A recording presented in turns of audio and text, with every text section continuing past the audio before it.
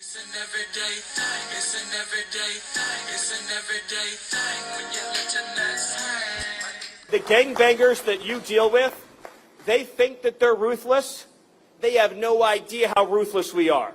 They think they're tough. They have no idea how tough we are. Memphis is an iconic city, and we are going to make Memphis safe again. Our department is here to enable you, law enforcement, to do your job. We're defending the homeland and defending those who defend the homeland. We are sending in real cops with guns and badges to go out with you on the street every single night making arrests. We will liberate this city from the criminal element that has plagued it for generations. This is Memphis. This is the United States of America, and all that is done. It's over. It's finished. I love the idea of the federal government supporting local and state government when local and state government have either not been able to control the violence or have chosen not to control the violence by not prosecuting those violent offenders. It's some truth in it, but, we as a people, man, as a community, we got to come together.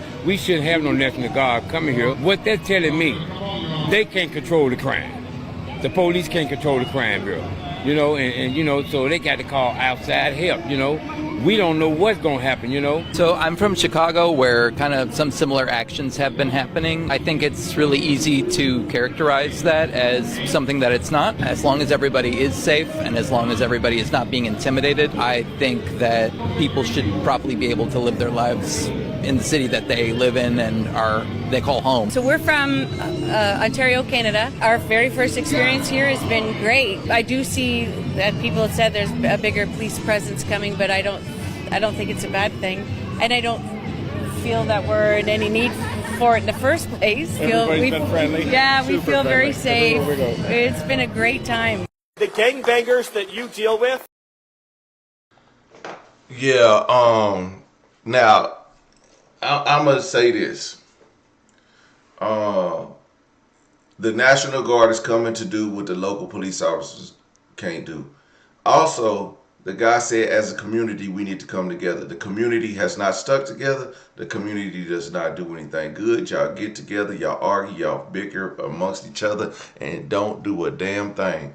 So I'm not saying that it's all bad, but it's being poorly executed is what I, it's not that it's, look, if it's a gun, violence-stricken area, of course you need a bigger police presence. But I think arresting any and everybody is unnecessary. It's like the stop and frisk of the New York City, how that went over well, and a lot of what's they called your rights were violated. People's livelihood is being violated. So just because there is a lot of violence, and so what they're using the tactic, there is a lot of violence there just to be able to storm these cities and storm the people. And so is it right? No, but do I have the sense that it's probably needed to be done? A part of me says yes. If it's that bad, we know by listening to rap music how bad the cities of Memphis and Chicago is. But at the same time, there has to be a better way. But like I said, they are working with the city of Memphis. That's why I say I think all of these raids and stuff are planned attacks that Memphis has been wanting to do, but they didn't have the manpower, they didn't have the force to do what is happening right now. These large trucks right here, these are the mobile command units set up for that federal task force. It's just outside Memphis. You've got the Tennessee Bureau of Investigations, the State Highway Patrol, U.S. Marshals. That's just a few of the ones we've seen here. This has essentially become the place where they have set up shop. We saw several dozen of those federal agents here this morning getting their marching orders and then taking off for their assignments for the day. Again, these are members of 19 federal agencies that are in Memphis right now as a part of that task force. But this is where we saw Defense Secretary Pete Hegseth and Attorney General Pam Bondi come to speak to those nearly 700 men and women. They said they want to rescue Memphis, and they said they also want to bulldoze the criminal element. That is them talking about their efforts and their commitment to reduce crime in the city of Memphis. We've talked about just how unfortunately high their violent crime rate has been, despite the fact that in the first 8 months of the year, they actually saw a significant drop in the crime rate. The federal task force is absolutely already hard at work. They've certainly made their mark, making more than 50 arrests this week alone. Of course, the big question a lot of people have is, when are we going to see those National Guard troops in the city of Memphis? That may not happen until later on this month, but really the administration has said that that is not going to necessarily be the focus of this operation. It's these agents with the different entities from the federal government, from D.C., even at the state level here, that are going to be the ones out making those arrests. Those troops, while they may be a show of force once they do arrive here, won't actually have the authority to make any arrests, and we're also told they won't be armed. So their impact on the city is still something we'll just have to wait and see. This may be true that they are not armed, but people are getting shot. I don't know. I don't know who getting shot, but somebody got shot in a protest. They do have those like paintball, pepper spray shots that they are shooting at crowds. There are being a lot of arrests being made. I mean, it's chaos. Now, will this backfire on the city? Possibly so.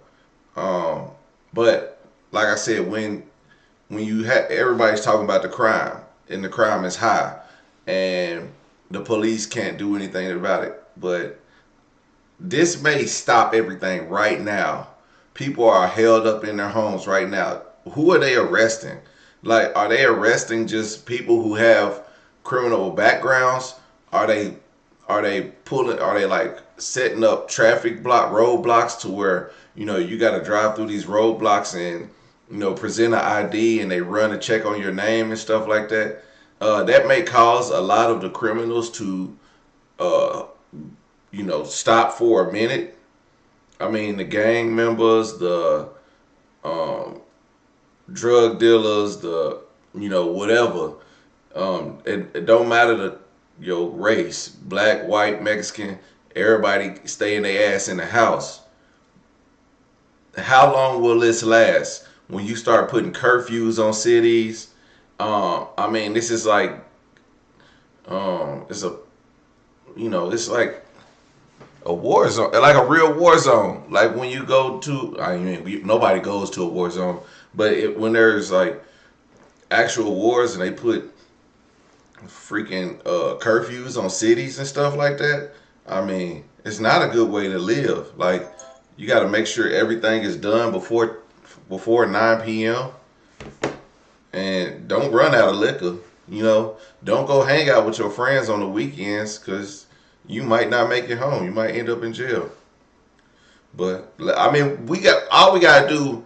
I'm in Oklahoma. I got to wait and see what happens. I don't know. We don't have this problem here. And I'm just waiting to see what happens. I don't know if the crime is high. That's what she just said. If she said the crime is high, then I'm just going off what I only watch what I see on the news, what I heard in rap music, what I heard Donald Trump say, what I heard everyone else say. They had a big conference in Memphis just a few short days ago, where they was talking about all the drugs and violence in Memphis. I don't know. I'm not there. So how could I tell a lie if somebody telling me? Then I'm lying about what they lying about. Then they lying to me. But I'm reporting the news. If you don't see me reporting and going off reactions of things I actually see, if you watching it with me, then you should see the same thing. It's like, what are we talking about? Like, I'm not making this stuff up. Like, so they pulled you over for what reason? They pulled me over because they said the lights was dim. They took them, said that they was off. They looked like they was off. That's an illegal stop. Yes. Thank you. Y'all have a blessed night. Nah, I mean, cause the lights is dim. Cause the lights don't look that dim. They, they yellow lights. They old people got old lights on their car. You know what I mean? Nobody got them LED lights, and everybody can't afford $100 lights. The light bulb in my Jeep costs $128. I let that mug go out a second time. I was like, it's just gonna have to be like that.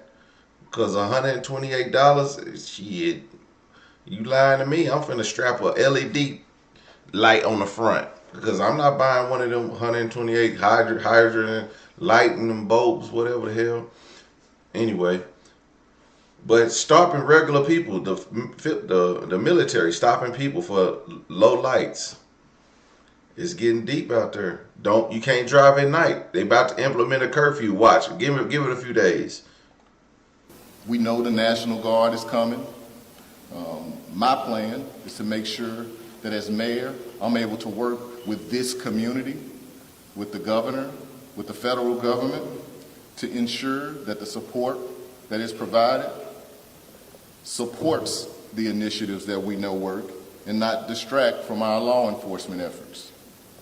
There are questions that you all have that I'm not going to be able to give you an answer to today, but my team and I will be discussing those questions with the governor and the federal government.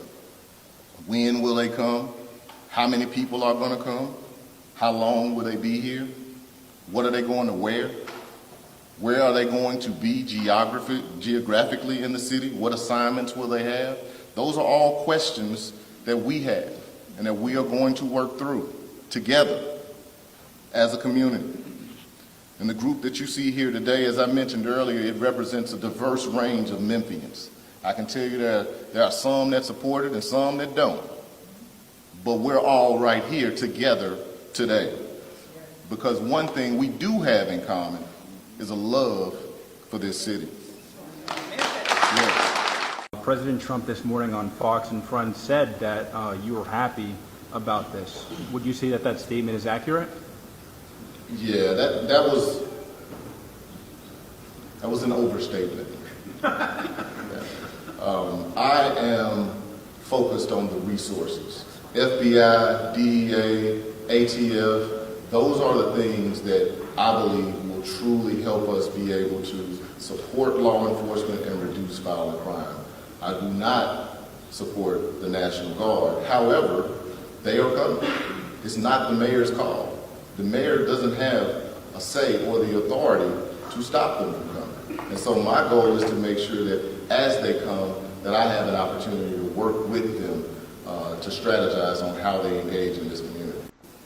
All right, see, we got our answer right there. That's what I wanted to know is, are they working locally with people, community leaders, mayors, city councilmen? Is people going out to people in the streets and speaking with them? Because you need, like, Memphis is a really black city. We need our leaders to come talk to our people, and our people need to listen. Like, we don't need to be in the streets fighting back with the police. Like, let them do their job and move out the way. Like, if you're not a criminal, your rights shouldn't be violated, which I imagine they still will be, but they shouldn't be.